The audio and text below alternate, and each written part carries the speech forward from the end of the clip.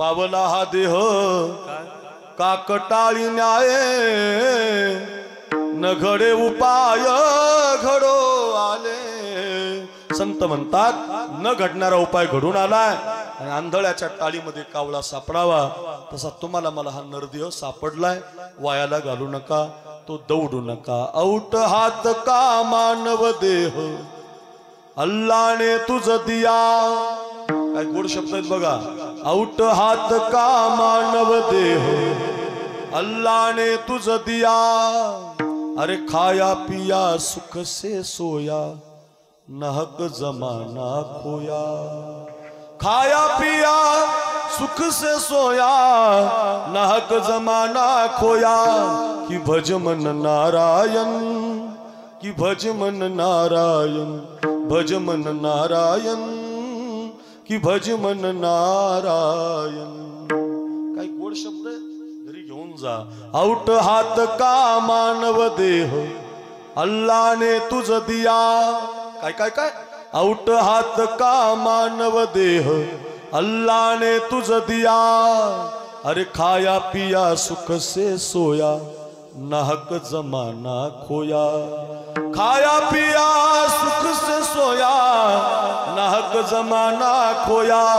कि भज मन नारायण, कि भज मन नारायण, भज मन नारायण, कि भज मन नारायण। म्हणजे आपल्याला काही उगीच मिळालेलं नाही, इतका सुंदर जन्म मिळाला तो दौडू नका। बरवी हे वेळ सापडली संधी, साह्य झाली बुद्धी संचिताची। नरदेह निधान लागली हाती, उत्तम सार उत्तम गती। तो काय परत मिळतो का? तो काय परत मिळण्यासाठी का? आणि तो प्राप्त होत नसतो। तुमच्याकडे पैसे असल्याने मिळत नाही, श्रीमंत असल्याने मिळत नाही, भाग्यानं मिळतो। मिळालेला जन्म कधीच दौडायचा नाही। एक वाक्य सोपं सांगू, संधी कधीच परत मिळत नाही, कधीच नाही। एकदा गेली की परत नाही। बालपण एकदा गेलं की तरुणपणात तुम्हाला बालपण मिळत नाही। तरुणपण एकदा गेलं म्हातारपणात तुम्हाला तरुणपण मिळत नाही। आता किती म्हातारे म्हटले गणपतीत आता डीजेवर नाचायचं तर जमल का? का जमणार नाही? कारण ते वय निघून गेलं। आता पोरं नाचतात, या मुली पावल्या खेळतात। आता या म्हाताऱ्या माणसाला जमल का नाचायला, पावल्या खेळायला? नाही जमणार। एकदा हे वय निघून गेलं की परत नाही मिळत। बालपण निघून गेलं की तरुणपणात तुम्ही किती आता गोट्या खेळायचा प्रयत्न केला तर जमणार नाही। एकदा ते निघून गेलं की कालचा दिवस गेला की तो आज कितीही प्रयत्न केला तरी भेटत नसतो। माझं पुन्हा ऐका, संधी परत परत कधीच मिळत नाही, कोणत्या क्षेत्रात। पुन्हा एकदा गेली की ती निघून जात असते। म्हणून संधीचं सोनं केलं पाहिजे, संधीचा कोळसा नाही केला पाहिजे। आपण सगळे संधीचा कोळसाच करायला लागलो, सगळे माणसं कोळशाच्याच नादी लागलेत ना, एक धड नाही मार, सगळे कोळसाच करायला लागलेत। सांगू उदाहरण, 2 मिनिटात ऐका। काय झालं, पूर्वीच्या काळात एक राजा होता, शिकारीला गेला होता। हो, आपण कसा कोळसा करतो, 1-2 मिनिटं बघा। गेला शिकारीला, पूर्वीच्या काळातला राजा शिकारीला, त्यानं असा बाण लावला, बाणात सगळं लक्ष लागलं होतं, व्यात त्याला मारायचं होतं, क्षत्रिय धर्म निभवायचा होता, लक्ष द्या। आणि बाणाकडे लक्ष होतं तरडगवान, आणि ते बाण मारता मारता अचानक एका विषारी नागावर त्या राजाचा पाय पडला। आणि त्या नागाच्या शेपटीवर पाय पडल्यामुळे नागानं फणा काढला। नागाला वाटलं कोण, त्याला काय करायचं, राजा आहे का काय? नागानं फणा काढला, राजाच्या पायाला तो दंश करणार आहे। राजाचं लक्ष सगळं बाणाकडे लागलंय, लक्ष द्या। आणि तेवढ्यात आपल्या तरडगवांचा एक लोहार लाकडं तोडायला गेलता अरण्यात, त्यानं पाहिलं बुवा खांद्यावर लाकडाची मुळी, बिचारा गरीब। पाहिलं तर राजा शिकार करतोय, राजाचा पाय शेपटीवर पडलाय नागाच्या, नागानं फणा काढलाय। नाग जर चावला तर राजा मरून जाईल, राजाचं मोठं नुकसान होईल, आपल्या राज्य उसाड होईल। म्हणून या खांद्यावर असणाऱ्या लोहारानं मुळी टाकून दिली, धावतच गेला बाबा। आणि धावत धावत तो विषारी नाग आपल्या हातामध्ये घेतला, लांब फेकून दिला, राजाला ढकललं, राजाचा नियम चुकला, राजा खाली पडला, राजाला राग आला। कुणी मला ढकलण्याची ताकद केली? पाहिलं तर कोणीतरी गावातला व्यक्ती आहे, का रे राजा का ढकललं मला? पाहिलं तर तो साप, तो विषारी नाग मला चावणार होता। आणि कोणीतरी या व्यक्तीनं स्वतःच्या जीवाची पर्वा न करता माझ्यासाठी नाग हातामध्ये घेतला आणि माझा जीव वाचवला। कुठं राहतो? तुमच्याच राज्यात। काय काम करतो? लाकडं तोडतो, काय करतो या लाकडाचं घरी घेऊन जातो, घरी काय करतो वाळवतो, याला याचे कोळसे तयार करतो, गेवराईला, शिरूर कासारला, बीडला, खाली पाथर्डीला, खरवंडीला, त्याच्या पुढे नगरला, 2-4 तालुक्याच्या जिल्ह्याच्या ठिकाणी 5 रुपये 3 रुपये किलोनं ते कोळसे विकून टाकतो. मी लोहार आहे, माझा उद्योग आहे म्हटले कोळसे तयार करायचा. अरे एक काम कर म्हटले लोहारा, माझा जीव वाचवला राजा, तू बस माझ्या रथात. राजानं रथामध्ये बसवलं लोहाराला, रथ राज्यात आणला, प्रधानाला हाक मारली, प्रधान इकडे या. या लोहारानं माझा जीव वाचवला, याला 5 एकर चंदनाची बाग देऊन टाका.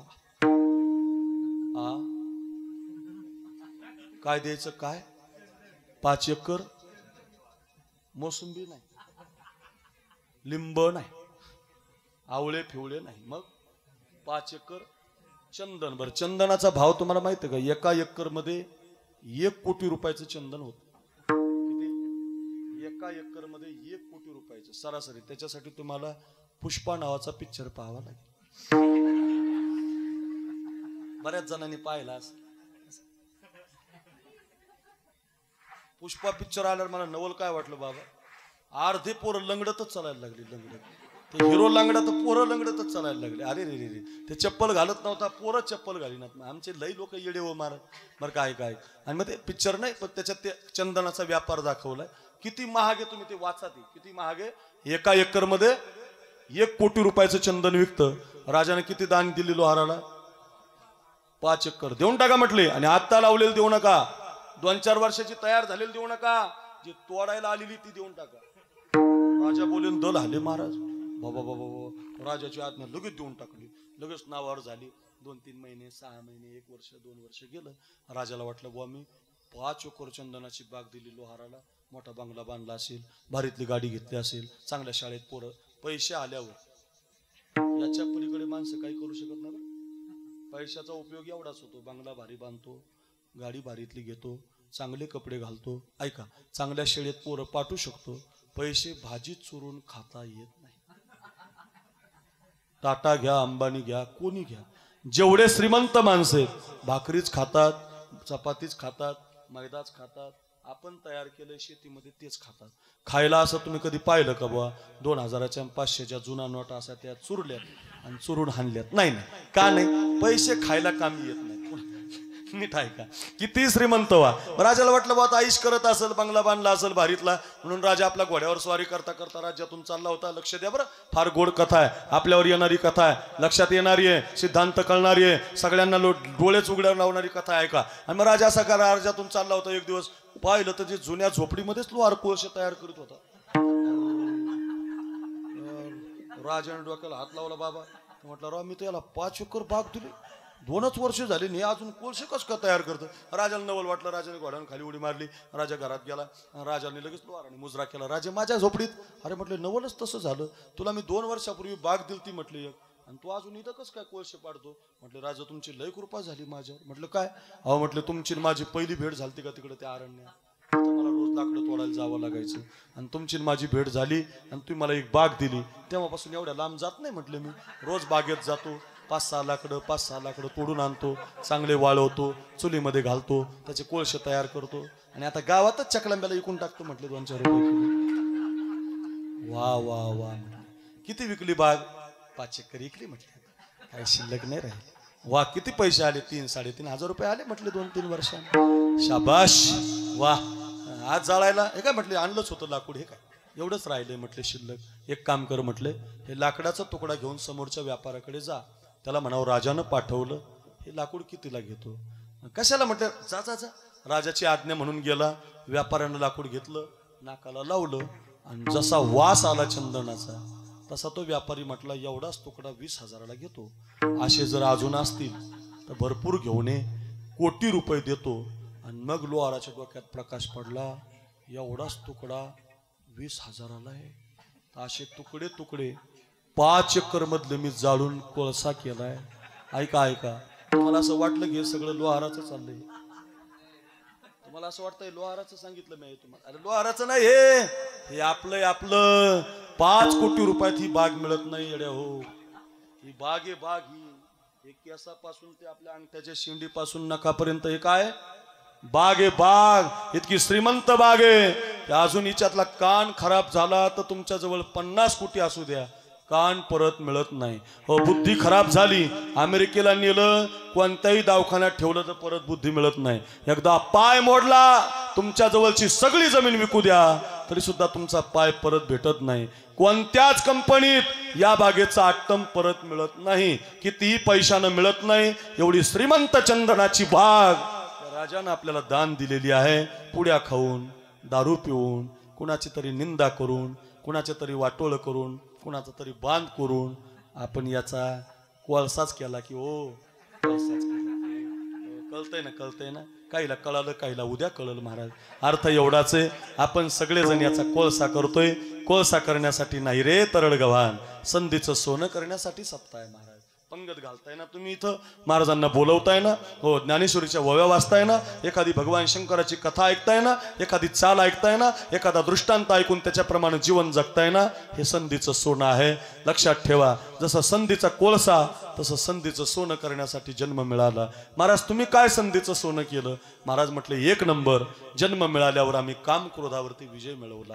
काम क्रोध बंदी खानी, तुका म्हणे दिले दोन्ही, इंद्रियाचे धनी आम्ही झालो गोसावी. आम्ही काय केलं? कामक्रोधा नाही चाली, भूती झाली समता, कामक्रोधावरती विजय मिळवला. मग आम्हाला म्हणता आलं जन्मालो त्याचे, आजी फळ झाले साचे.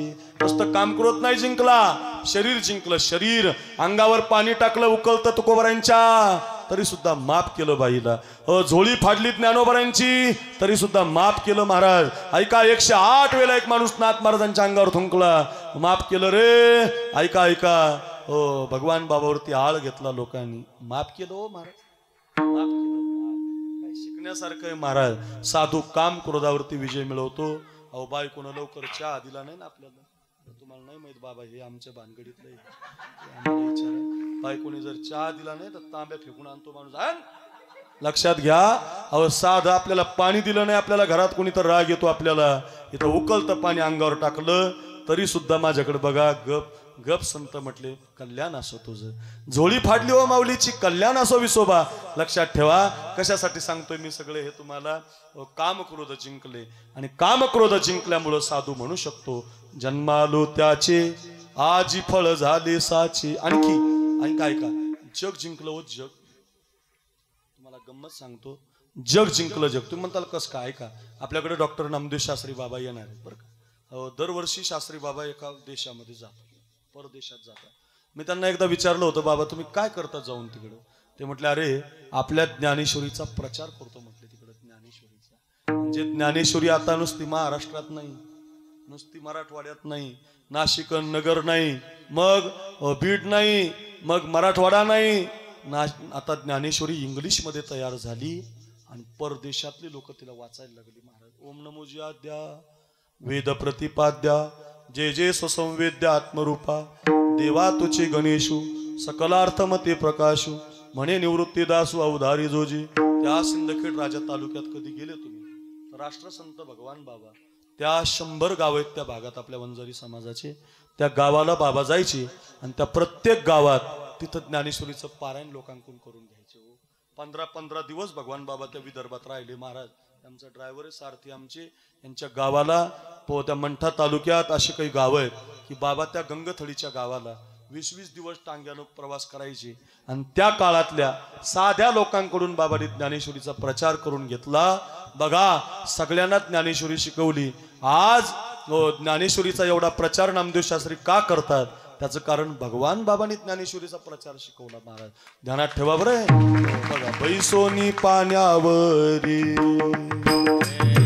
वाचिले ज्ञानेश्वरी, बैसोनी पाण्यावरी बारीक वाचिले ज्ञानेश्वरी, नारायणाचे दैवारी झाले कीर्ती चराचरी.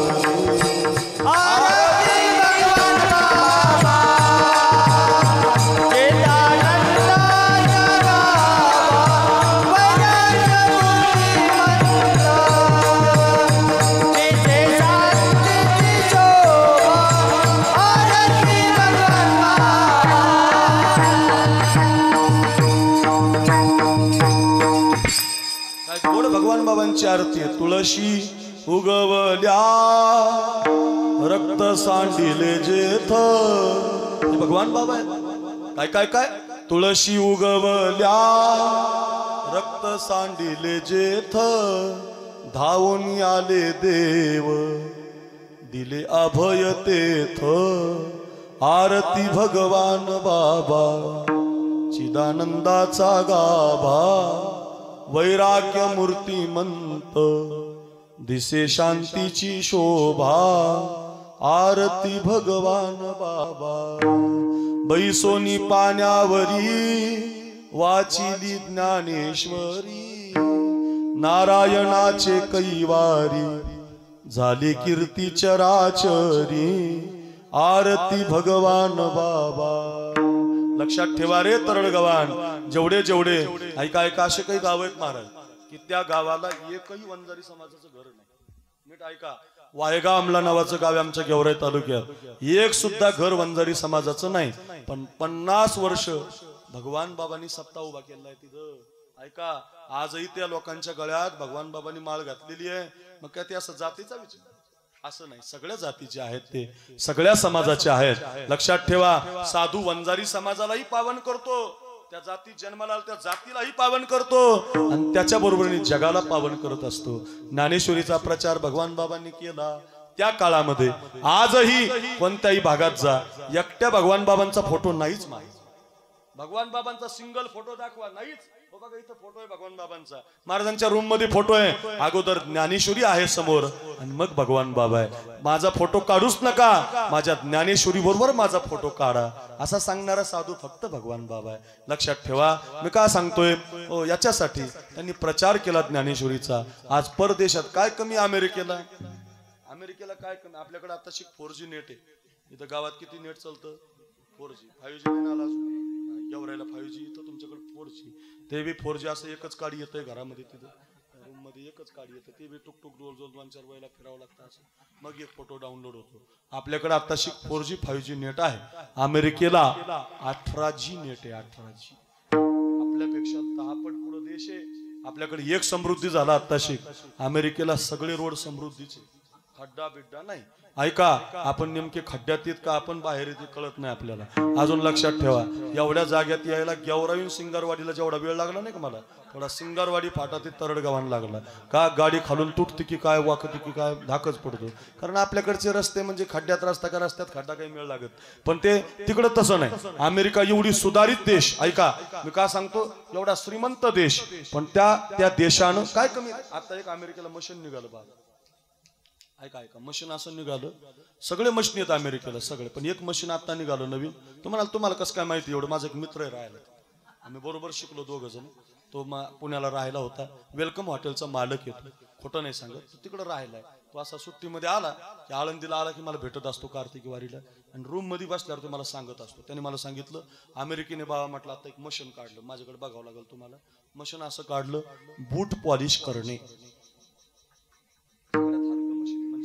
बुटाला पॉलिश करणे. तुमच्याकडे बुटाला पॉलिश करायला तुम्ही चकलंब्याच्या बाजारात गेले, चौकामध्ये गेले, सांबाराकडे तुमचे बुट देता, तोपर्यंत तुमच्या बुटाला पॉलिश करतो. 30 रुपये सध्याचा भाव आहे. सध्याचा माहिती असला पाहिजे, 30 रुपये सध्याचा भाव आहे. 30 रुपये दिले की मग तुम्ही पायात बुट घालता, तुमच्या घरी निघून जाता. तिकडं तसं नाही. मग चौकात बूट पॉलिशचं मशीन आहे. मशीन कसं आहे, पूर्वी गेवराईला, बीडला तुम्ही जर कधी गेले तर बीडच्या बस स्थानकावर बरं का, एसटी स्टँडला एक वजन काटा असायचा, असा गोल रंगाचा फिरणारा. आपण त्याच्यावर उभं राहिलो की ते रंगाचं फिरणारं थांबायचं, आणि आपण 1 रुपया वरून टाकला की आपल्या वजनाची चिठ्ठी यायची.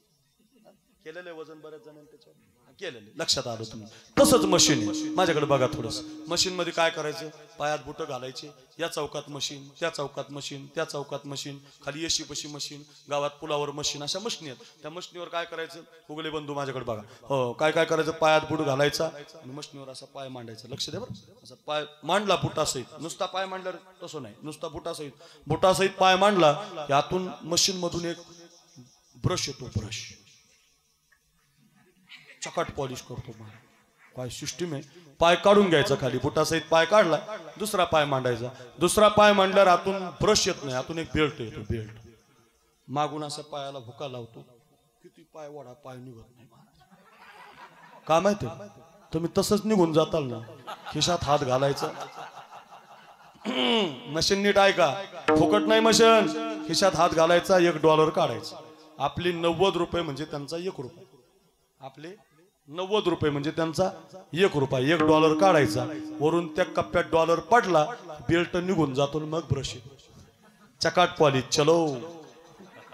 इतकं भारी मशीन. पण ते म्हटलं एवढं भारी मशीन अमेरिकेने काढलं, पण आपल्या भारतातलं एक बीड जिल्ह्यातलं तिकडे फिरायला गेलं, आपल्याकडे फिरायला गेलं. आणि तिथं फिरायला गेल्यावर त्यानं पाहिलं, या चौकात मशीन, त्या चौकात मशीन, तिथं मशीन, इथं मशीन. अरे भारी मशीन आहे राव म्हणला. पण ते आमच्या बीड जिल्ह्यातलं. त्यानं काय केलं वैजनाथ बाबा, त्यानं पहिल्या मशीनवर पहिला पाय मांडला. इकडे बघा, पहिल्या मशीनवर पहिला पाय मांडला, बरोबर पॉलिश करून झाला. दुसरा तिथं मांडलाच नाही.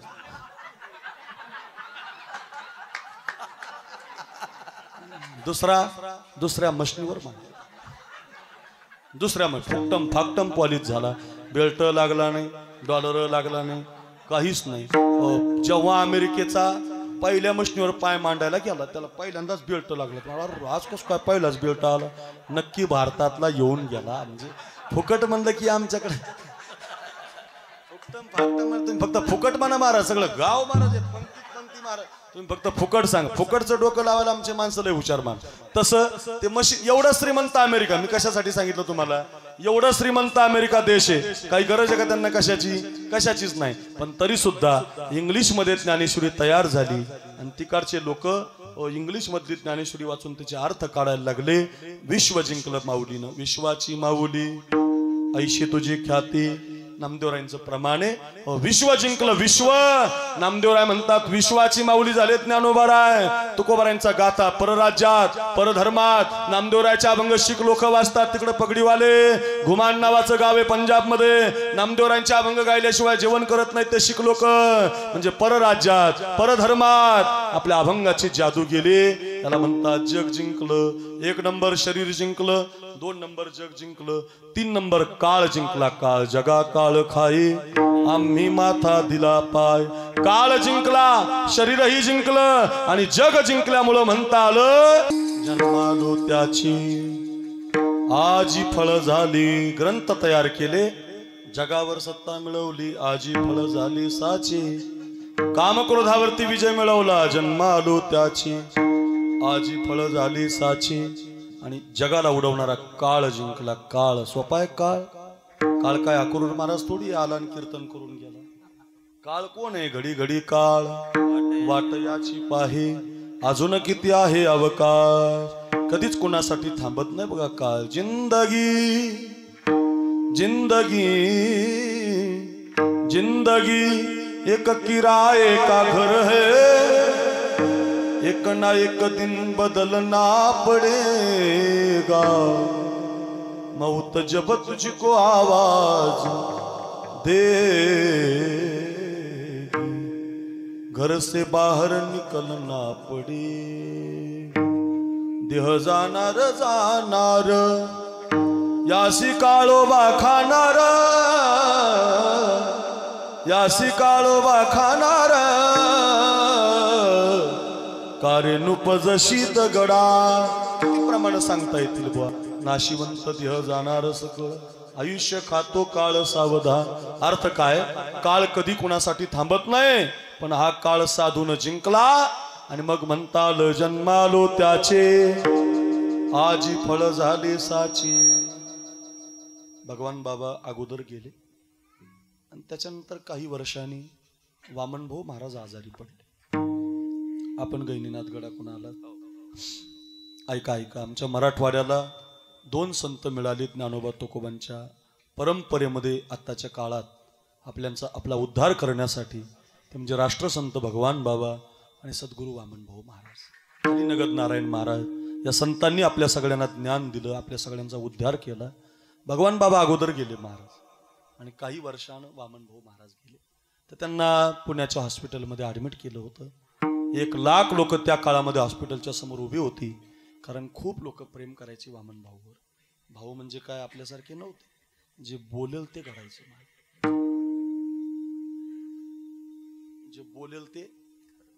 जे बोलेल की ना कोण वाजव जे बोलेल ते करायचं. ऐका, शिरूर तालुक्यात तुमच्या टाकळी नावाचं गाव आहे. आता कार्यक्रमाला गेलतो मी तिथं. त्या टाकळी गावाला एका सप्त्याचा मंडप लावित होते वामन भाऊ महाराजांचं. आणि एका किराणा दुकानदाराची दुकान त्या मंडपाच्या झालरनं झाकायला लागली. तर त्यानं ते मंडप लावू दिला नाही. काढा म्हटलं हे मंडप, उचला ते, लावायचं नाही म्हटलं. दार लोक असतात असे, नाही लावून दिला होती. वाऱ्यासारखी बातमी भाऊंच्या कानावर गेली. म्हटली ते कोणतरी दुकानदार मंडप लावून देत नाही. 2-4 वेळेला समजून सांगितलं लोकांना, अरे बाबा ते भाऊचं काम आहे, असं वाटी जाऊ नाही बाबा, लावू दे. नाही नाही म्हणलं, काढा ते, माझं दुकान झाकतंय म्हणलं त्याने. ऐका, ते वामन भाऊच्या मुखातून एवढंच गेलं, दुकानच जळल म्हणले. त्यास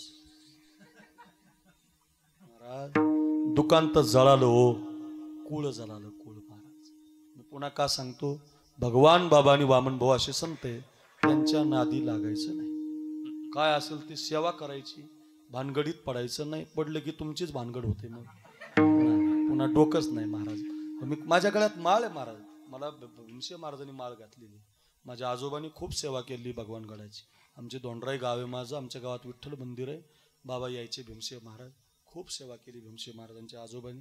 ते मंदिरच आम्हाला देत होते बाबा, पण आमच्या आजोबांनी घेतलं नाही. म्हणजे आम्ही सांसारिक माणसं, आम्हाला कुठं देत आहे. पण ते बालपणापासून मी बाबांच्या मांडीवर होतो ना, बाबांनी माझ्या डोक्यावर हात ठेवलेला आहे. आणि बाबा भगवानगडावर मला घेऊन गेल्यावर म्हटले की हा अक्रूर महाराष्ट्रातला 1 नंबरचा कीर्तनकार राहील. तेव्हा म्हटले होते. पहा महाराज, साधूच्या आशीर्वादानं मी 1 नंबर नाही बरं का, मला नाही सांगता यायचं, पण डायरीत माझ्या जागा नाही. रोज 2 कीर्तन असतात महाराज. 10 वर्ष झाले.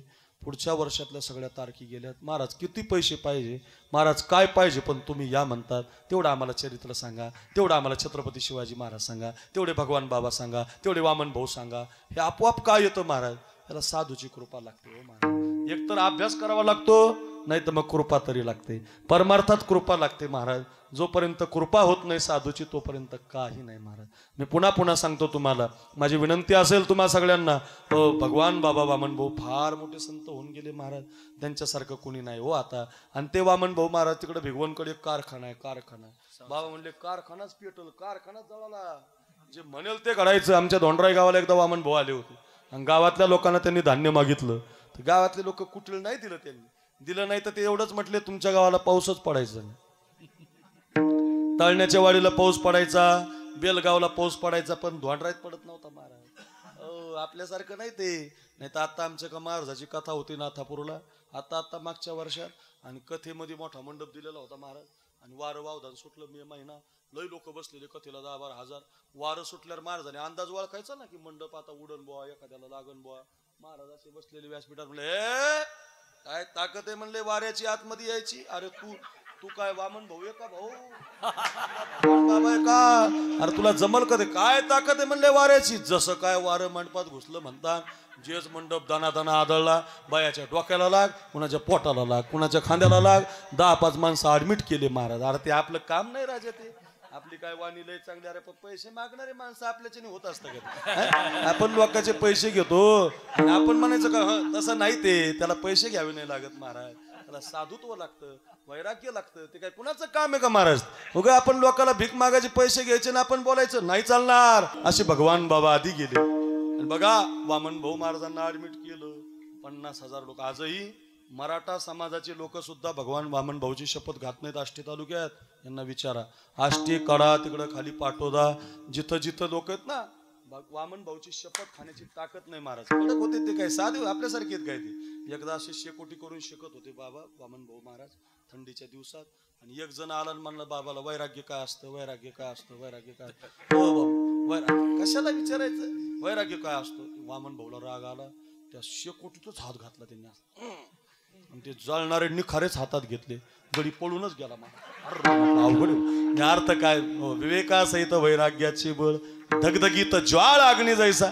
वामन भाऊ महाराज होते महाराज. त्यांचं नाव जरी घेतलं ना तरी पवित्रता मिळते महाराज, वाणी शुद्ध होते. एवढ्या ताकदीचे वामन भाऊ महाराज ज्यावेळेला ऍडमिट झाले, त्याला लोक रडायला लागली. हो आमचे साधू जाणार, आमचे भाऊ जाणार. हंबरडा फोडून माणसं रडायला लागली. आणि डॉक्टरांनी घोषित केलं, वामन भाऊ महाराज गेले. सगळे लोक रडत होती. का रडत होती ऐका, तुम्हाला कोणी सांगणार नाही. हे रडत याच्यासाठी होती की भगवान बाबा ज्या तिथीला गेले त्याच तिथीला वामन भाऊ गेले होते. लोकांनी विचार केला की आता पुढच्या वर्षी भगवान बाबांच्या पुण्यतिथीला भगवानगडावर जायचं का वामन भाऊंच्या पुण्यतिथीला गहिनीनाथ गडावर जायचं. एकाच तिथीला दोन साधू गेले हो. आता कसं करायचं. लोक रडत होती. ते डॉक्टर अजून जिवंत आहेत. कधी गेले पुण्याला तर भेटून या त्यांना. ते डॉक्टर सांगतात चमत्कार झाला. विज्ञानाला सुद्धा हरलं विज्ञान. काय झालं. मरून गेलेले वामन भाऊ महाराज 15-20 मिनिटांना उठून बसले. हो आजच्या दिवशी माझा भगवान गेलेला आहे म्हणले. मी जरा 7 दिवसानं जातो. अय तरड गव्हा काय काय काय मी 7 दिवसांनी जातो. बरोबर 7 दिवसांनीच गेले. आजही भगवान बाबांच्या पुण्यतिथीला सप्ते चालू होतात आणि वामन भाऊंच्या पुण्यतिथीला सप्ताहाचे काले असतात. 7 दिवसाचं अंतर ठेवलं. जगाला उडवणारा काळ जगा काळ खाई. आम्ही माथा दिला पायन. जिवंतपणे काळ जिंकल्यामुळं म्हणता आलं जन्मा आलो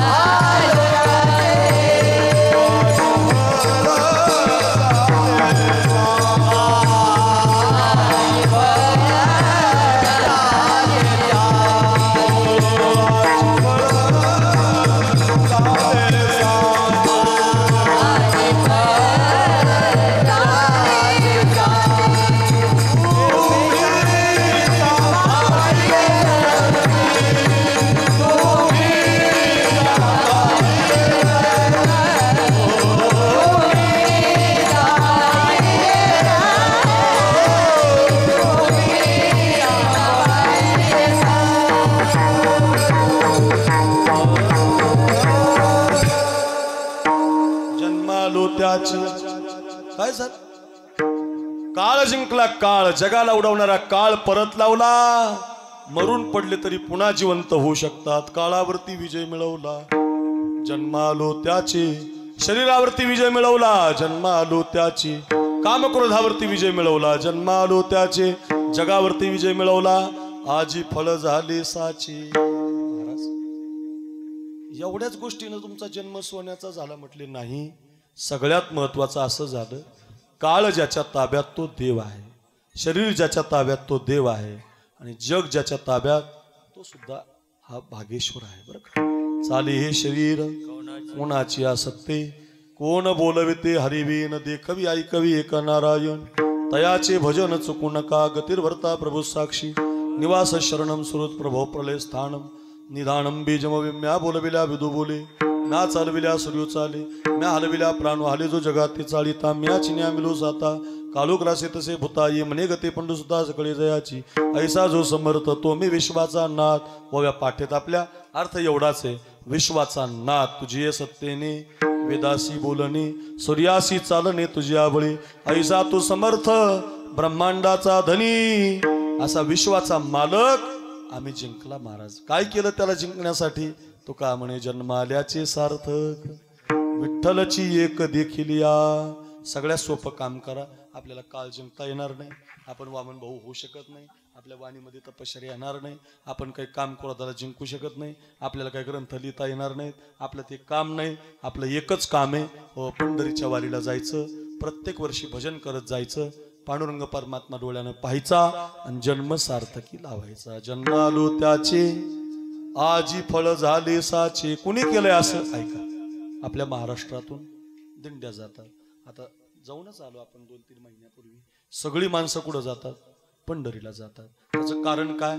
पंढरी हे आपलं, पंढरी माझे माहेर साजनी अवघाची, संसार सुखाचा करीन, आनंद भरीन, तिन्ही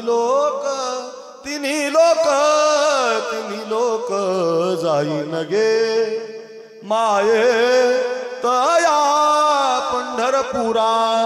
माहेर संताचे नाम या स्वामी केशवाचे, किंवा पुल्या माहेरा जाईन मी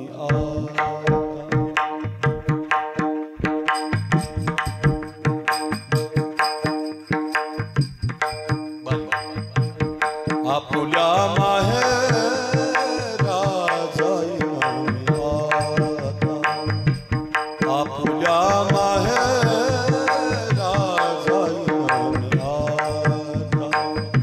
निरोप या संता हाती आला, निरोप या संता हाती आला. आपुल्या माहेरा जाईन मी,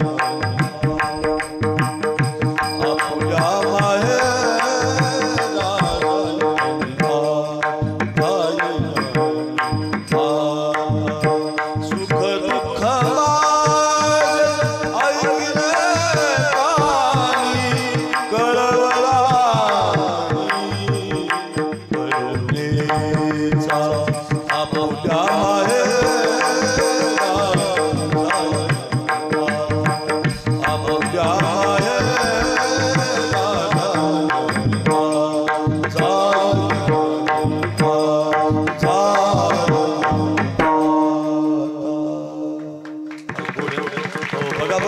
आपलं माहेर बोलतोय, आपलं माहेर पंढरी आहे. सगळ्यांनी गेलं पाहिजे. वर्षातून एकदा का होईना पांडुरंग परमात्मा पाहिला पाहिजे. अशा दिंड्या देवाकडे जात होत्या. कोणी म्हणावं माझा जन्म सोन्याचा झाला. दिंड्या कुठे जात होत्या? देवाकडे जात होत्या, भजन करत होत्या. श्री ज्ञानदेव श्री तुकाराम, श्री ज्ञानदेव श्री तुकाराम, श्री ज्ञानदेव श्री तुकाराम, श्री ज्ञानदेव श्री तुकाराम. भजन गोड केले पाहिजे. काय सुंदर भजन आहेत. आमच्या संप्रदायात भजन फार गोड आहेत. तुम्हाला एक वाक्य सांगू, तुम्ही एक गाणं जर ऐकलं तर डबल ऐकणार. 2 वर्षापूर्वी निघालेलं मला वेळ लागले, पुन्हा ऐकलं का लोकांनी? आप्पाचं ट्रेड आला, आप्पा नवीन आला, आप्पा आला, नवीन गाणे आले, पण ते ऐकलं नाही. 450 वर्ष झाले तोच माऊलीचा, तोच तुकोबारांचा अभंग. काय ऐकता बरं? विटणार नाही. श्री ज्ञानदेव श्री तुकाराम, श्री ज्ञानदेव श्री तुकाराम, श्री ज्ञानदेव श्री तुकाराम, श्री ज्ञानदेव श्री तुकाराम, श्री तुकाराम. लय जुन्या काळातल्या चाली गोड असायची, लय गोड. मला 2-250 तर आपले 10:30 वाजले बरं का. नाही तर एका जमात नाही ना, नॉनस्टॉप तुम्हाला 100 चाली म्हणून दाखवू शकतो एका जमात. मला नमुना बघायचा, ऐका फक्त 2 मिनिटं ऐका. 5च मिनिटात म्हणून दाखवतो सगळ्या चाली, फक्त ऐका. वचन ऐका कमला, वचन ऐका कमला, माझी रंका विनंती कर जोडितो कधी खाली, कर जोडितो कधी खाली. तुझ पाहता तुझ पाहता सामोरी दृष्टी न फिरे आधारी, माझे चित्त तुझे माझे चित्त तुझे पाया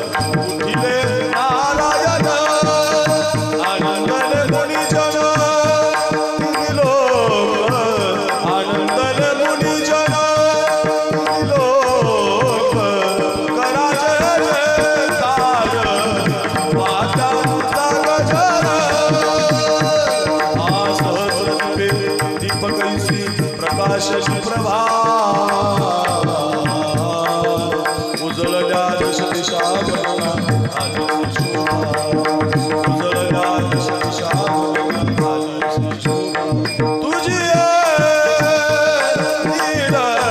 कोटी चंद्र प्रकाश कमल नयन हास वदन हास आले कृष्णा डोलकार आयोगिराज भगवना साजनी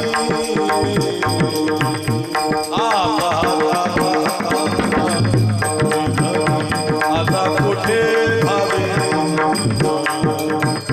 मुझे चरण देवीला भागविलास मोरीला अवघा झालास गातो वासुदेव ऐका चित्त खाई ठेवून भावेला डोळे झाकून रात्र करू नका काल करीत बैसलास लेखागा राम राम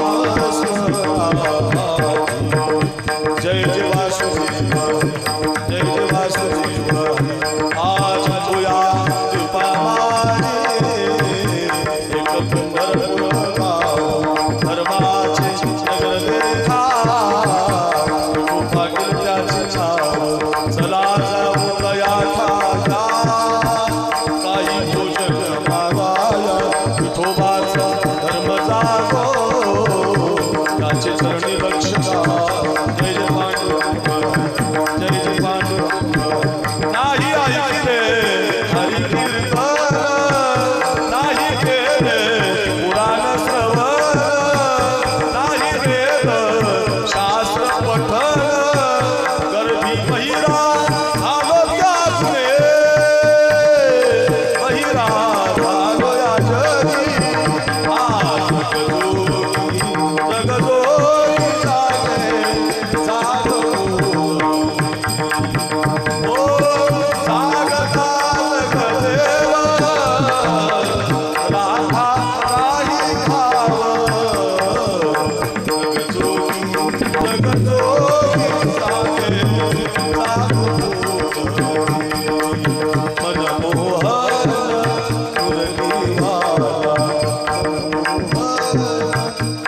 मुरलीवाला मनमोहन मुरलीवाला नंदाचा गवेला मनमोहन मुरलीवाला नंदाचा गवेला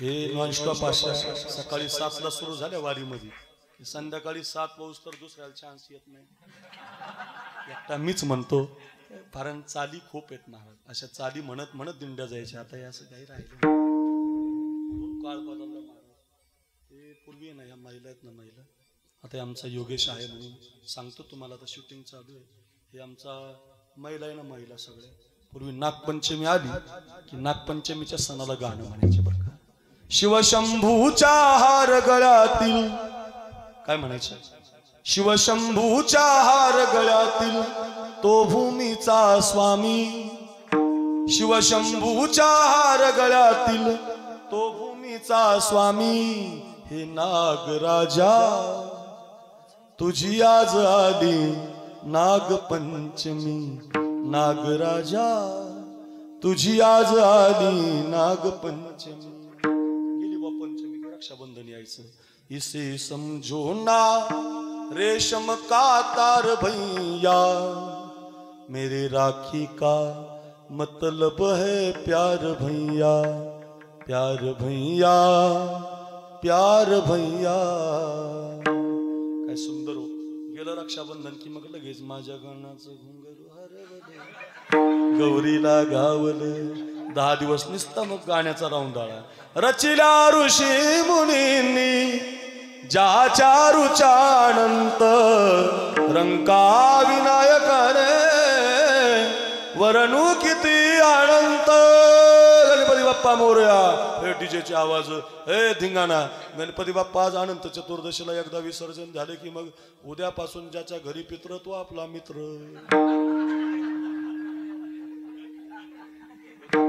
सुरवाड्या प्रतिपदापासून पार सर्व पित्र आमशेपर्यंत नुसतं जेवायला. याला पितृकी तो पितृकी जावाय पितृकी कणाकण लोक सुरवाड्या आणतात.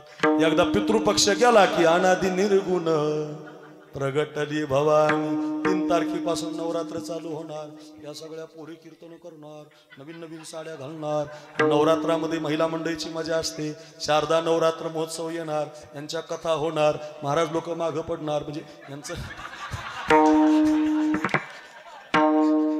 जे जे कार्य हो, या मुली मग आता त्याच्यात कीर्तन करणार, हरिपाठ म्हणणार, पावल्या खेळणार. नवविध भक्तेच्या करुणी नवरात्रा. मग त्या नवरात्रामध्ये अनादि निर्गुण प्रगटली भवानी. मोहमहिषासुर मर्दना लागून त्रिविध तापाची करावया झाडण. भक्ता लागी तू पावसी निर्वाणी. आईचा जोगवा जोगवा मागीन. शिट्टीवाली आईचा जोगवा जोगवा मागीन. एकदा काय तुमचा जोगवा झाला की गेला दसरा, आली दिवाळी. दिवाळी येणार. सणाला गाणे होते महाराज, सणाला संस्कृती होती, सणाला वेगवेगळं होतं महाराज. आमचा देशच लय भारी होता हो. जहा डाल डाल पर सोने की चिड़िया करती थी बसेरा. ओ भारत देश है मेरा, ओ भारत देश है मेरा. आता काय राहील? काही नाही हो. आमची आजी आहे ना, आमची आजी अशी दलता दलता कांडता कांडता बोव्या म्हणायची हो माझी आजी. आणि ती आमची माय त्या आजीच्या पांडीवर मला ठेवायची आणि ती आमची अशी दलता दलता म्हणायची हो. ओव्या गाऊन स्वरात दाशी जनीच्या घरात. इतकी गोड म्हणायची आमची आजी. आणि ते स्वर आजीचे माझ्या कानावर पडलेले तो, म्हणून एवढा कंठ गोडे महाराज. फार जुन्या काळातल्या माया हो. ठेव म्हणायची लेकराला इथं, लेकराला ठेव इथं. आणि त्या लेकराला खेळता खेळता रांगता रांगता मग ते लेकरू ऐकायचं हो. ओव्या गाऊन स्वरात दाशी जनीच्या घरात. दळण दळिले सख्या श्रीहरी आळ चोरीचा माझ्यावरी. असा कार्य विठ्ठला तू माझ्या मुळावर मुळावर मुळावर.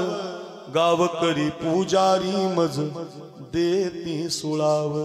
कुठं गेली तुझी जादूगिरी आळ चोरीचा माझ्यावरी. शाळेमध्ये मास्तर कविता शिकवायचा. आई ग थोर तुझे उपकार. 9 महिन्यांनी 9 दिवसांनी केले कृतार्थ. जन्म देऊनी देऊनी थोर मला संस्कार. आई ग थोर तुझे उपकार. आईची कविता शिकवायचा. गेली दूरी दिगंतरा पुन्हा येणे नाही घरी.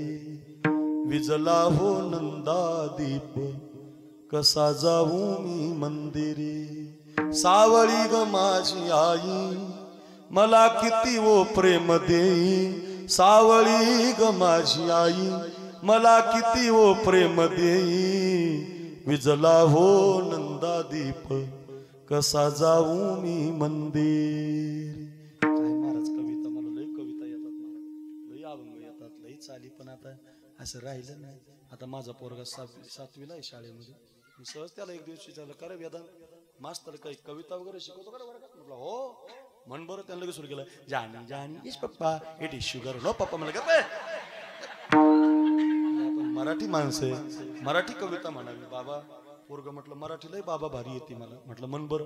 आता पोरग मराठी कविता म्हणल्यावर मग आमची बाई, आमची बायको, आमच्या भावाची बायको सगळे आम्ही असे सोफ्यावर बसलो. सगळे तुझ्याकडे पोरगा कविता म्हणणार. ते बी इनबिन करून आलो. टकाट असं उभं राहिलं आणि त्यानं कविता म्हणली आताच्या काळातले. ऐका ना तुम्ही. पप्पा सांगा कुणाचे. पप्पा माझ्या मम्मीचे. मम्मी सांगा कुणाची. मम्मी माझ्या पप्पाची. बाबा बाबा असं म्हणल्यावर मी लागलो बायकोकडे बघायला, बायको लागली माझ्याकडे बघायला. पोरग बिघडलं म्हणलं आपलं, गेलं वायाला. तर ते एवढ्यावर थांबलं नाही ना, ते एवढं म्हणल्यावर मला दम नाही निघाला. मी 12 गावचा पाणी पिणारा महाराज, ते तसं म्हणलं मी खालून कोरस केला त्याला, लेकर कोण्या भूताचे.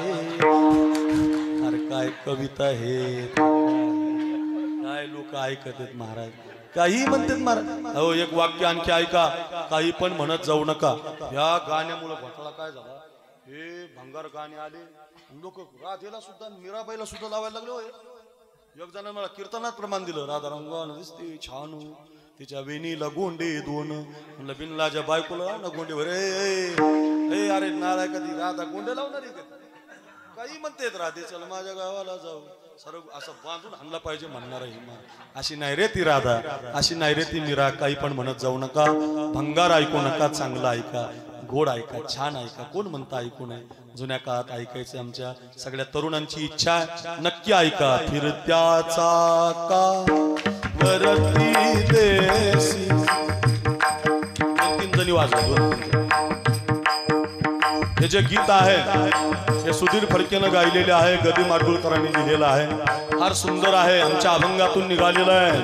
फिरत्याचा का वरती देसी, मातीला आकार विठ्ठला उवेडा,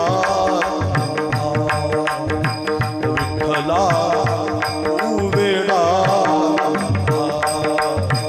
विठ्ठला उवेडा. हे जे गीत आहे सगळ्यांनी ऐका, तळगळा. एक वर्षभर ध्यानात ठेवा, कधी कुणावर जळू नका, कधी कुणाची बरोबरी करू नका. एखादा श्रीमंत झाला म्हणून त्याचे पाय ओढू नका, एखादी पोरगी चांगली शिकायला लागली म्हणून तिला कमी लेखू नका. माझं ऐका, का जळायचं नाही, का कुणाची बरोबरी करायची नाही, घरी घेऊन जा. घटाघटांचे रूप आगळे, गाणं शिकवायचं. घटाघटांचे रूप आगळे, प्रत्येकाचे दैव वेगळे, प्रत्येकाचे दैव वेगळे. तुझ्या विना ते कोणा नकळे, तुझ्या विना ते कोणा नकळे. मुखी कुणाच्या घडते लोणी, कुणामुखी अंगा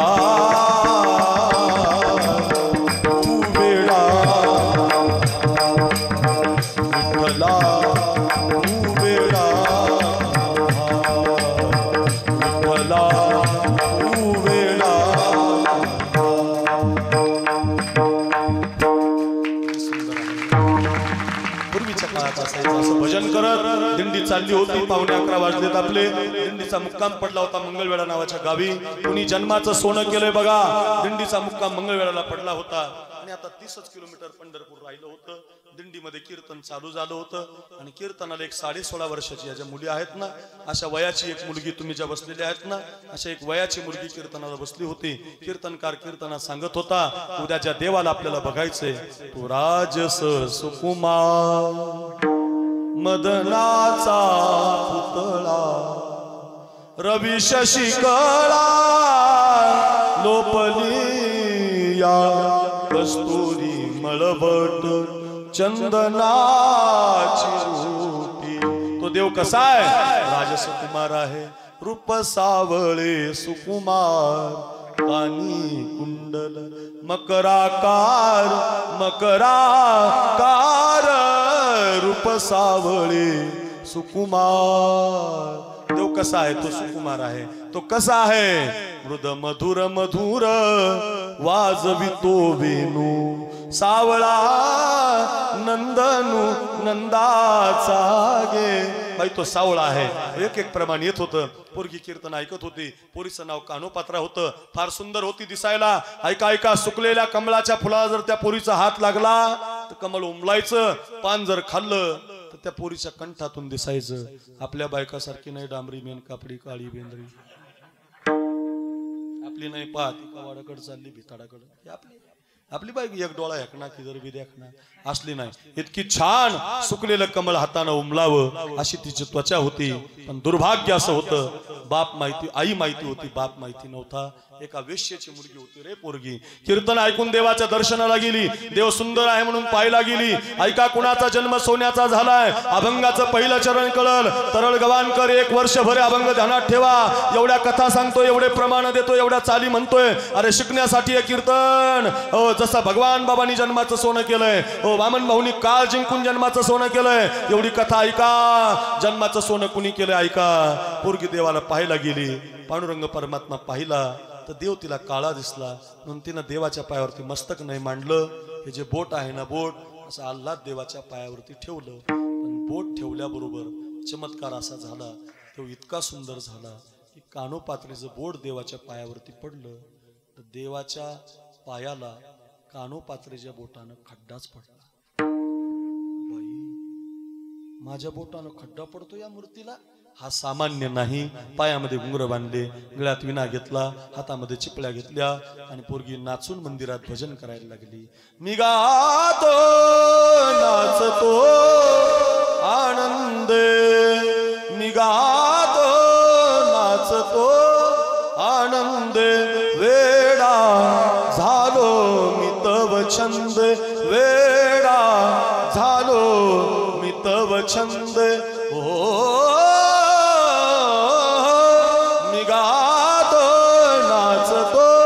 नाचतो आनंद. या ज्या माझ्या मुली नाचतात ना, या माझ्या बहिणी, या पोरी किती सुंदर नाचतात, पावल्या खेळतात, भगवंताच्या पायी, भगवान भागेश्वराच्या पायी नाचून भजन करतात. काही कमी पडणार नाही या मुलींना महाराज. कीर्तनकार होतील, गायक होतील, वादक होतील. का?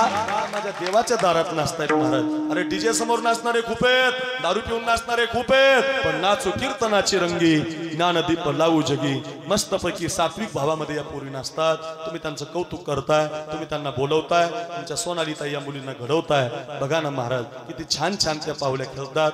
ऐका रे, अशी ती मुलगी नाचायला लागली. तिला भान राहत नाही. पांडुरंग पांडुरंग विठ्ठल फक्त देवाच्या पायासमोर नाचते. तिचं दिसणं, तिचं नाचणं लोकांना आवडायला लागलं. आणि एका राजाची नजर त्या मुलीवरती पडली. कुणाची मुलगी आहे? एका वेश्येची मुलगी आहे. इथं नाचून काय फायदा? आपल्या दरबारात घेऊन या. वाऱ्यासारखी बातमी पसरली, राजा मला त्याच्या दरबारात घेऊन जाणार आहे. पोरगी पुढे पळायला लागली, पकडणारे मागे, पोरगी पुढे, पकडणारे मागे. ऐका, देवाच्या पायापर्यंत पोरगी आली. पकडणारे पाहिले, आपलं मस्तक देवाच्या पायावरती ठेवलं. रे मायबाप, जसं मस्तक ठेवलं ना, प्राणच देवाला देऊन टाकला. तिने लोटण्याचा प्रयत्न केला तर परतच खाली पडलं.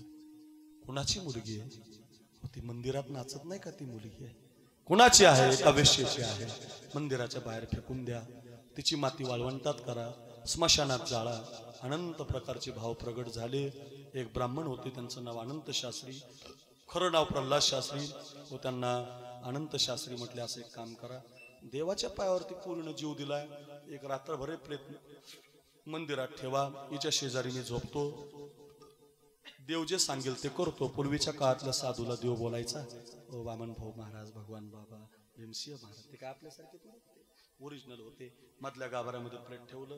शेजारी ते अनंत शास्त्री नावाचे ब्राह्मण झोपले. आणि रात्री 1 वाजता विटेवरच्या मालकानं झोपलेल्या ब्राह्मणाला आवाज दिला. हो हे अनंता,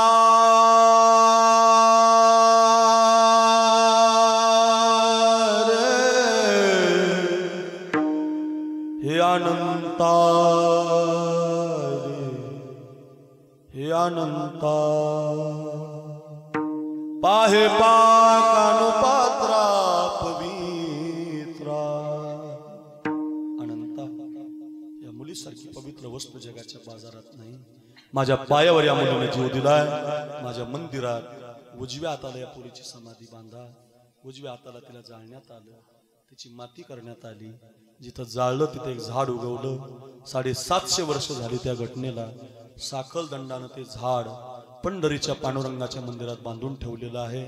तुम्ही कोणी जरी पंढरीला गेलात तर तुमचं पहिलं दर्शन कानोपात्रेच्या झाडाचं होतं आणि मग देवाच्या पायाचं होतं. का? धन्य कानोपात्राजी, झाली भाग्याची धन्य कानोपात्राची झाली भाग्याची भेटी झाली ज्ञानदेवाची गे म्हणून या धन्य धन्य निवृत्तीनाथा संत विचारात आले कीर्तनाच्या विचारात आले भजनाच्या विचारात आले देवाच्या पायावरती नतमस्तक झाले अंतकालेचे मामेव स्मरण मुक्ता कलेवरम या प्रयाति समद्भावम यास्ति नास्त्यत्र संशयः माझ्या पायावरती पूर्ण जीव ठेवला तिला मंदिरात जागा दिली ऐका रे एका वेश्याची मुलगी जिला बाप माहिती नाही अशा अपवित्र कुळातली मुलगी जर पांडुरंगाच्या पाया पडून प्राण देते तिला जर मंदिरात जागा मिळत असेल तर त्या पोरीनं म्हटलं पाहिजे जन्मा आलो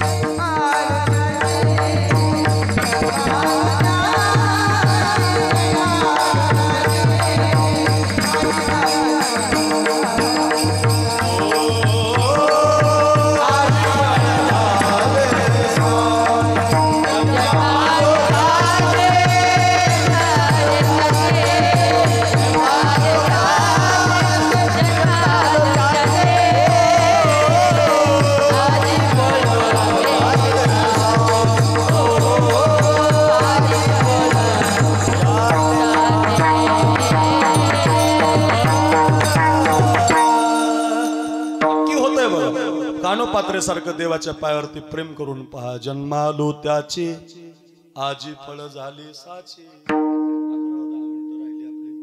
कधी 11 वाजले कळालं नाही बघा तुम्हाला एकच चरण झालंय आताशी पण आपल्या लोकांना असं सोपं आवडत नाही बाबा आपण म्हणलं पंढरपूरला जा ते काशीला जाईल मग अरे काशीला असे शास्त्री बाबांनी जावं काशीला ज्याला शिकायचं त्याने जावं आमच्या गावात एक म्हातारं मागच्या कोरोनात गेलं त्याला आमच्या गावात सगळे अण्णा म्हणायचे काय म्हणायचे इथला नाही बरं अण्णा इथला नाही आमच्या धोंडरायचा अण्णा म्हणायचे त्याला काय म्हणायचे अण्णा त्याचं टोपण नाव चोर अण्णा काय चोर अण्णा कशामुळे चोर अण्णा म्हणायचे माहिती काही चोरायचा कोणाची रुमणे हान पासा हान नांगरा हान काही चोरायचं दिसलं की हान कोणाच्या पडलेल्या गाय छापच्या पुढेच घेऊन जा काही चोरायचं केसच हान उकांड्यावर त्याला चोर असल्यामुळे चोर अण्णा आला सगळे चोर अण्णाच म्हणायचे आणि ते कोरोनाच्या काळात कोरोना आला म्हाताराचं वयोवृद्ध झालं ते आणि वयोवृद्ध झाल्यावर गावच्या वाट्यावर बसायचं तिथंही गप बसत नव्हतं लोकांच्या चाड्या लावायचे त्याची चाडी याची गप मिळलंच नाही गप तिथं वाट्यावर बसलंच नाही पण नेमकं काय झालं कोरोनाच्या काळात सत्य बंद होते मला पोथ्या लावायचे लोक पोथ्यात आपण भागेश्वराचं मंदिर आहे मग इथून ग्रंथ लावायचे त्याचा आवाज भोंग्यातून बाहेर जायचा नेमका एक दिवस चोर अण्णा असा वाट्यावर बसला होता तंबाखू माळ्याचा कार्यक्रम चालला होता त्याचा आणि तेवढ्यात काशीखंड लावला होता गावात आणि त्याचा भोंगा बाहेर होता आणि त्या काशीखंडात वर्णन आलं ते तुमच्याकडे आहेत का ग्रंथ सांगणारे आमच्याकडे लय भारी आहेत एक जण वाचायला असतो एक जण अर्थ सांगायला लई मजा येते जे शाळेत गेलं नाही का ते अर्थ सांगायला हा ही पता नसतो अर्थाचा आणि त्याचा काही मिळ नाही पण लई आमच्या गावात एक जण लय भारी अर्थ सांगणारा पूर्वीच्या काळातला एकदा मी गेलो ऐकायला आणि रामायण लावलं होतं रामायणात उभी आली गायीचे गळती लोचन काय उभी आली गायीचे गळती लोचन वाचणार म्हटलं बाबा पण ते मागच्याला उमजानच काय अर्थच कळाना त्याला अर्थ लय सोपा होता राम प्रभू वनवासाला चालले तर गायीच्या डोळ्यातून आसरू यायला लागले सुंदर भाव आहे बघा राम प्रभू वनवासाला चालले गायीच्या डोळ्यातून आसरू यायला लागले सांगणाऱ्यानं काय सांगितलं ऐका ना सांगणारा म्हटलं सज्जना हो फार कठीण अर्थ आहे आता याच्यात काय कठीण फार कठीण आहे म्हटले काय राम प्रभू वनवासाला निघाले गायीच्या अंगाची गुचिड चटा चटा गळून पडणार काय गुचिड काय अर्थ महाराज तसे नाही, चांगले होते वाचणारे.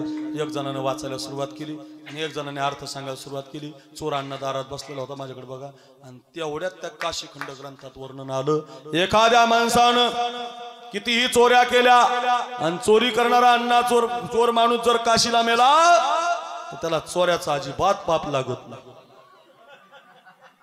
तंबाखूच खाली पडली अण्णाची. बाप भाऊ म्हणला, किती चोऱ्या करा, काशीला मेलं की सकाळी 9:30लाच त्याने मला फोन लावला. हॅलो, कुठे आहेत बाबा? म्हणलं कोण बोलतोय? म्हणले चोर अण्णा. म्हणलं काय काम माझ्याकडे? काय नाही. म्हटलं घरी यायला लागलो. बाबा अण्णा कशाला? अण्णा घरी यायचा तर सोफा घेऊन जायचा, सोफ्याला धरून. आमच्या बायकोला म्हणलं तू टीव्ही धर, पोराला म्हणलं खेळण्या धरा, सावधान, गणू सायकल धर. म्हणलं ते चोर आणणार. आम्ही असे प्रॅक्टिस करून तयारच होती. आला चोर आणणार. म्हणलं बाबा वस्तू नका धरू. म्हणलं आज काही चोरायला नाही आलो. म्हणलं आणि मग कशाला आलते? काही नाही. म्हणले ते गावात पोथी चालू आहे. म्हटले त्या पोथीमध्ये वर्णन आलंय बुवा, एखादा माणूस जर काशीला मेला तर त्याला ते चोरीचं पाप लागत नाही. म्हटलं खरं आहे, माऊलीची उभी आहे, मोक्ष घेऊन उदार गावी. खोटं काय थोडे खरं आहे ते. म्हटले मग महाराज तुमचे ते वैजनाथ बाबा तिकडे ते तरगावांना भागेश्वरावर, तिकडे डॉक्टर नामदेव शास्त्री भगवानगडावर, नारायणगडावर तिकडे शिवाजी महाराज, खाली जनार्दन स्वामी महाराज, सोनाल ते तिकडे कल्याण स्वामी संस्थानला. लय तुमचे मित्र तुमचं आहे का तिकडे कोणी काशीला? पत्ता आहे एखादा? म्हटलं आहे नाही, मित्र आहेत नाही. द्या म्हटले पत्ता, आपण तिकडे. अरे म्हणलं अण्णा एवढ्या लांब कशाला जाता? सकाळी आपल्या गेवरातून 7 वाजता एसटी म्हणलं संभाजीनगर पंढरपूर. सकाळी 7ला गाडीत बसा, 2:30 वाजता पंढरपूरला उतरा, 2:45ला चंद्रभागेत जा, 3 वाजता एक माळ विकत घ्या, पंढरीच्या पांडुरंगाच्या पायावर मांडा, उद्यापासून माळ गळ्यामध्ये घारण करा. काही गरज नाही इतक्या लांब जायची. काशीचा पत्ता द्या, ते नका सांगू पंढरपूर. अरे म्हणलं याच्या डोक्यातलं फिट बसलंय गाड्या. आमचे एक मित्र आहेत, आता याचे आमचे शास्त्री मित्र आहेत ना, तसे आमचे एक मित्र विद्वान आहेत, त्यांचा आश्रम आहे तिथं. मी दिला पत्ता त्या काशीचा. मला वाटलं कशाच जाईल, पण तो काशीचाच मित्राचा मला फोन आला. हॅलो बाबा, तुमच्या गावचे कोणीतरी अण्णा आलेत, मला जरा जपून राह राजा. तो हे पुस्तक आणील म्हणलं चोरील ते सगळे. बाबा तू गेला अभ्यासाला तर तो हे पुस्तक चोरील. 7 महिने बाबा हे राहिलं तिथं. ऐका कुठं? काशीच्या आमच्या मित्राच्या आश्रमात. किती महिने राहिलं? 7 महिने. त्याला वाटायचं बाबाच्या गावचे ते असं बदामाचा शिराण, काजूचा शिराण रोज त्याला खायला द्यायचं. बमची बम झालं खायला. मरायला गेलो सुधारलं ना महाराष्ट्र, मिळच नाही त्याला. त्याला वाटलं कशाचं मरतो मी? कधी रेल्वेने गावाकडे आलो, मिळच नाही. नगरला उतरलं, गेवरायला पोहोचलो. घरी आलं ते कोणाला माहितीच नाही. बायकोनं चहाचा कप दिला. आपलं ते सुनानं चहा, बायको कशाची? सुनानं चहाचा कप दिला, बशी तोंडाला लावली, चहाचा फुरका वाढायला गेला ना, अटॅक आला, जागेवर गेला. मारायचं कुठं होतं? बोला कुठं? काशीला. मेलं कुठं? गावात. आमच्या गावातल्या बाळ्याने फोन लावला. हॅलो बाबा, अण्णा गेले. म्हणलं कुठं? काशीला. म्हणजे नाही, गावातच गेले. मग आम्ही आपले 10-5 जण गेलो, त्याची ताटी बांधली, तिथं गेला. मला माहिती झालं 4 पोरं त्याला. कुठे आहेत? म्हणजे 2 कोकणात आहेत, 2 विदर्भात आहेत. लांबेत राव. लावा फोन. म्हणलं विदर्भातल्याला लावला. म्हणलं हायवे झालाय, तिकडून लवकर येतील. तर त्या विदर्भातल्याने उचलला. हॅलो कोण? म्हणलं गावचा महाराज. बोला. म्हणलं अण्णा गेले. कसं काय? म्हणलं जीव गेल्याच निमित्त झालंय, निघाले. पोरग येऊस तर आपल्या मराठवाड्यात पद्धत आहे, चौरंगावर मड बशितात, खेळा हाणतात, त्याचा ते फेटा बांधतात, रुपयाचा ठोकळा, शेणाचा गोळा, अगरबत्त्याचा घमघमाट. तुमच्याकडे राहतं काय? तुमच्याकडे असतं. अजून एक आटम आहे त्याच्या समोर. अशा 10-5 म्हाताऱ्या रडायला असतात. उडून येतात त्या म्हाताऱ्या, त्याचा मिळच लागत नाही. तर 10-5 जणी आल्या आणि एकदा काय डोक्याला पदर घेतला की आता सखीची जिपकार येऊन तर ती ना बाई रडायला. सगळे ब्रेक. आणि मड्याच्या भोवतालचं रडणं म्हणजे ब्रेकके बाद. त्याला अशी जाहिरात असते. तिकडून एखादी गाडी वाजली झालं बंद, गाडी गेली की झालं पण. आता अरे असं रडायला सुरुवात झालं. आम्ही रात्रभर ते ऐकलं. पहाटे पोरगं आलं 5 वाजता. म्हटलं डॉक्टर करा, तयारी करा. डॉक्टर ते म्हणलं कशाची? म्हणलं सरपण बिरपण लोक ताटले हो. म्हणलं रात्रभर. म्हणलं हे आमच्या अण्णाला असं सरपणात जळीत असतो काय? कशात जाळायचं? आमच्या बापाची इच्छा होती म्हणलं काशीला मरायची, त्यांना इथं जाळायचं काय? मग काशी. मग पागलच काय? म्हणलं एवढ्या लांब खांदा कोण लावी? गावात खांदेकरी भेटाना, काशीला कोण खांदा लावीन? ते म्हणलं आपण रोजानी नेऊ. रोजानी नेऊ म्हणल्यावर माझ्या डोक्यात प्लॅन आला. कोरोना होता, महाराज लोक रिकामेच होते आमचे. भाऊसाहेब महाराजांना फोन लावला बुधवंताला. हॅलो कुठे? ते म्हणले पैठणला. म्हणलं या इकडे दोघं या. म्हणलं दत्ता महाराज तुम्ही जोडी. हे आमचा वादक महाराज निलेश महाराज, मी एक 4, आमचा गणू एक 5 झाले आमच्या. आम्हाला 4 खांदेकरी 1 जण. 5 जणाला योगेश दात खेळला. म्हणलं ही शूटिंग करायला तुम्ही. असे 5-6 जण गोळा केले बाबा, लावला त्याला खांदा, 2000 रुपये रोज दिला. 2000 रुपये रोज. अरे म्हटले मग बरं राव, 2000 रुपये रोज म्हणल्यावर कोण नाही म्हणतंय. लावला खांदा, रामनाम सत्य मेलगा जिथे, रामनाम सत्य मेलगा जिथे, रामनाम सत्य मेलगा जिथे. दर गावाला मुक्काम पडायचा.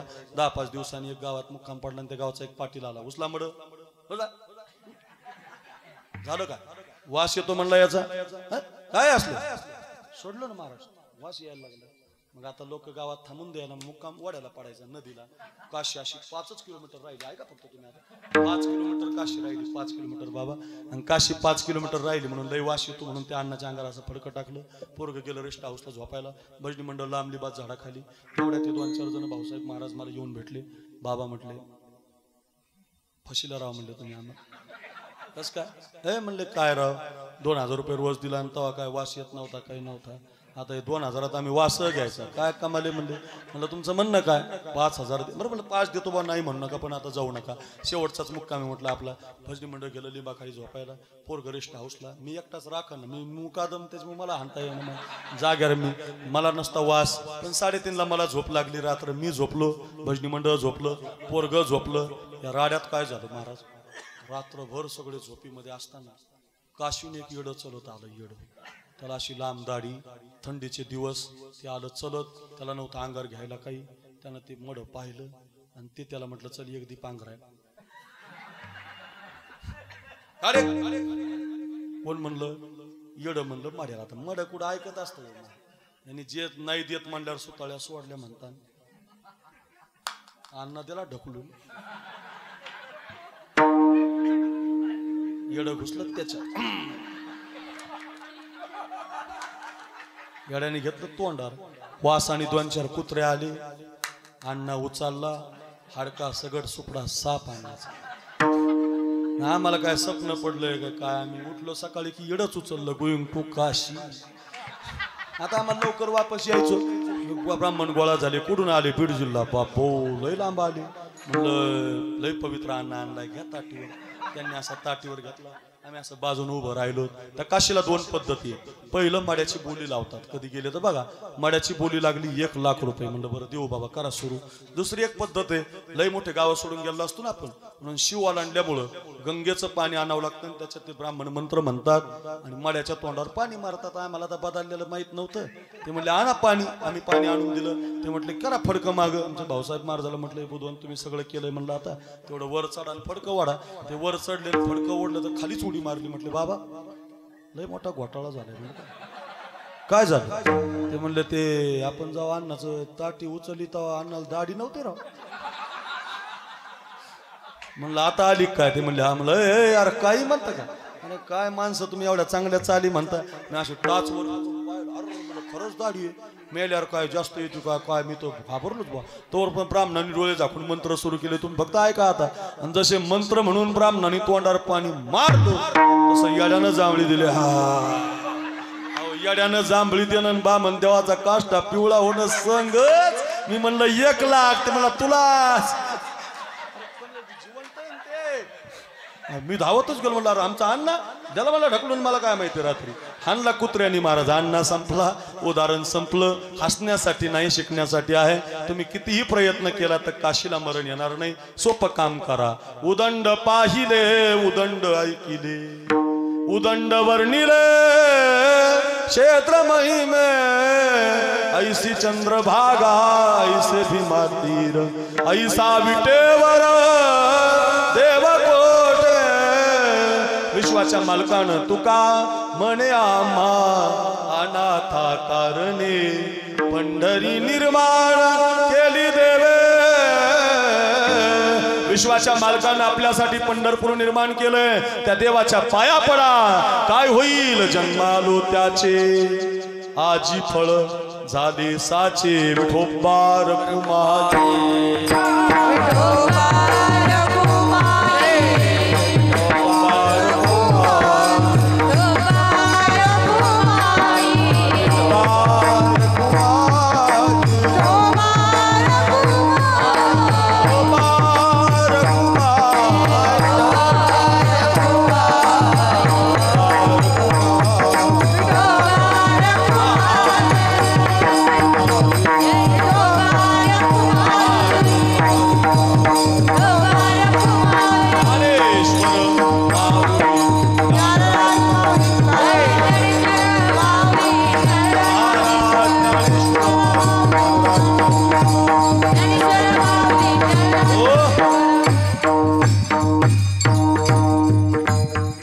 सगळ्यांनी असे दोन हात वर कर वाजवा आणि तुम्ही सगळ्यांनी भागेश्वराचं भजन करा.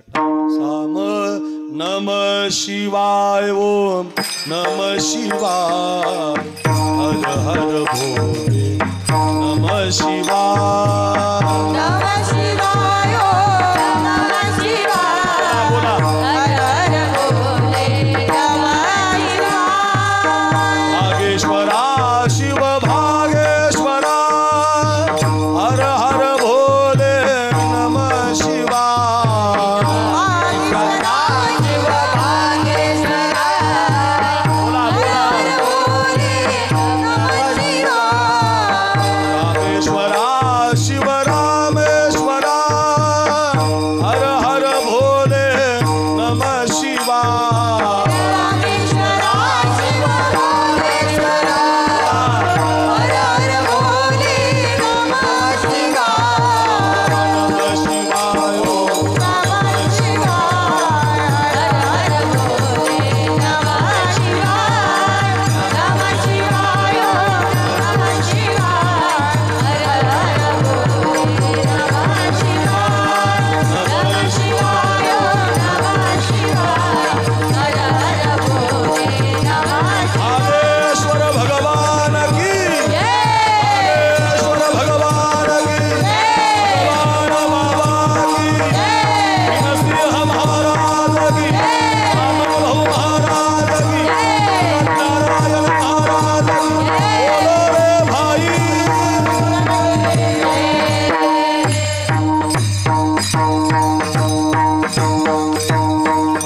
पुनश्च एक विनंती करतो. वैजनाथ महाराज फार गोड आहेत बरं. अशी गोड माणसं भेटत नाहीत बरं. सांभाळा आपल्या लेकरापेक्षा जास्त जीव लावा बरं त्यांना. आपल्यासाठी त्यांनी संसार सोडलेला असतो.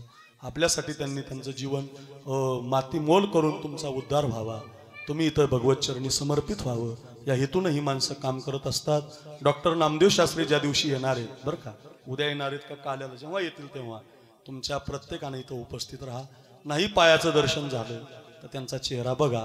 नामदेव शास्त्री म्हणजे साक्षात माऊलीचं रूप आहे बरं का. कशा असतील ज्ञानेश्वर महाराजांचा चेहरा कसा असेल तो नामदेव शास्त्री सारखा असेल. इतकं गोड रूप. पत्रिकेचा फोटो जरी पाहिला तरी माणसाचं मन भरतं महाराज. दुःख जातं व चेहरा असा भारी असला पाहिजे. चेहऱ्यावरची तेज भगवान बाबांचं तेज आमच्या नामदेव शास्त्रींच्या चेहऱ्यावर आहे. माझे गुरु आहेत, खूप आवडतात मला. रोज कीर्तनात एक तास मी त्यांच्यावर बोलतो. खूप सुंदर. आता माऊलीच्या मंदिरात कीर्तन झालं महाराज. माऊलीच्या समोर तो फेटा बांधून शास्त्री बोलत होते. असं वाटत होतं ज्ञानोबाराज कीर्तन करतात की काय, माऊलीच कीर्तन करतात की काय. इतका सुंदर चेहरा महाराज. चेहरा पाहिला की दुःख जावं असा महनीय साधू आहे. ज्ञानेश्वरीसाठी जगणारे. माऊलीचं मंदिर माझ्या गडावर झालं पाहिजे आणि भारत देश माझ्या भगवान गडाला पाहायला आला पाहिजे हा शुद्ध हेतू महाराजांच्या मनामध्ये आहे. आणि आपण त्यांना प्रतिसाद द्या, त्यांच्यावरती वाहवा जोडा बरं का. सगळ्यांना खूप खूप धन्यवाद. असंच आमच्यावर प्रेम ठेवा एवढी विनंती. सेवेला पूर्ण विराम. विठ्ठल जय जय विठ्ठल जय जय विठ्ठल जय जय विठ्ठल.